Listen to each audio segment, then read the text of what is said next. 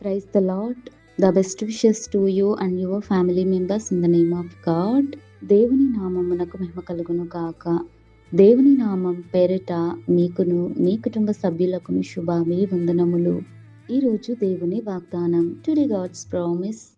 తన్ను తాను హెచ్చించుకొను ప్రతివాడును తగ్గింపబడును, తన్ను తాను తగ్గించుకొనువాడు హెచ్చింపబడునని చెప్పెను. లూకా సువార్త 14వ అధ్యాయం 11వ వచనం.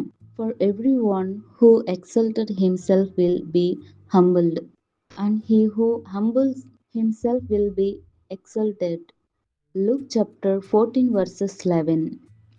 క్రీస్తునందున్న ప్రియమైన సహోదరి సహోదరులారా, ఈ శ్రేష్టమైన ఉదయకాల సమయంలో దేవుడు మనతో మాట్లాడుతున్నాడు.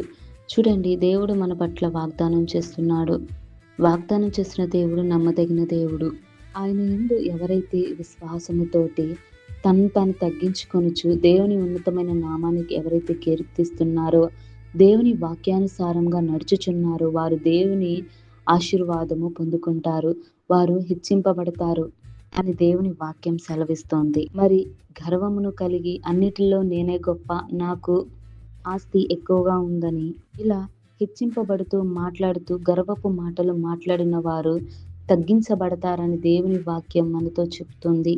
కనుక అటువంటి వారు కాకుండా దీన మనస్సుతోటి, దయా హృదయముతోటి, దీర్ఘశాంతముతోటి, వినయముతోటి, విధేయతతోటి ఎవరైతే తనను తాను తగ్గించుకొని జీవిస్తారో దేవుడు వారిని హెచ్చింపచేస్తాడు, వారిని దీవిస్తాడు, ఆశీర్వదిస్తాడు. ఎప్పుడైతే మనలోకి గర్వము వస్తుందో, అసూయ కలుగుతుందో మనము తగ్గించబడతాం, మన యొక్క స్థితిగతులు మారిపోతాయి.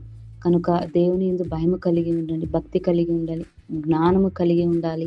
యోబు తనను తాను తగ్గించుకొని దీన మనస్కుడై తన యొక్క శ్రమను బట్టి తాను చింతించినప్పటికీ దేవుని ఎడల విశ్వాసముతో దేవునికి ఆయనను స్తుతిస్తున్నాడు. యోబు ఇది యెహోవా ఇచ్చెను, యెహోవానే తీసుకొనెను అని ఉన్నతమైన వాగ్దానమును యోబు పలికి ఉన్నాడు కదా. తర్వాత మరలా దేవుడు యోబును ఎంత రీతిగా ఆశీర్వదించాడు, రెండింతల ఆశీర్వాదమును యోబుకు దయచేసి ఉన్నాడు.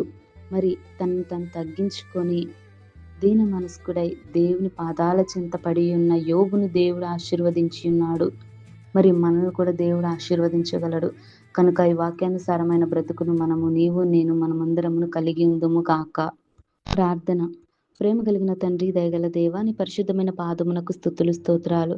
తండ్రి, ఎవరైతే నాయన ప్రభు తను తను తగ్గించుకొనుచున్నారో, దీన మనస్కులే జీవిస్తూ ఉన్నారో ప్రభు అట్టి వారందరూ హెచ్చింపబడతారని, మరి అలాగే ఎవరైతే తాను గర్వమును కలిగి తనను తానే హెచ్చించుకొని ఎవరైతే గర్వపు మాటలు మాట్లాడుతున్నారో అట్టివారు తగ్గింపబడతారని వాక్యం ద్వారా మాతో తెలియజేశారు.